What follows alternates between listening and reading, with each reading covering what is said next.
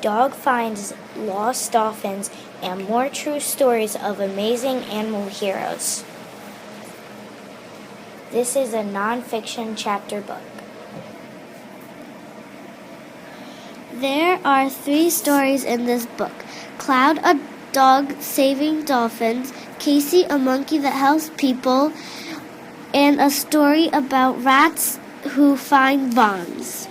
There are stories about each of the animals and actual photographs, fact pages.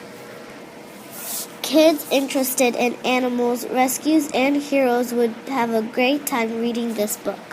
You can find this book at the Hayshire Elementary Library.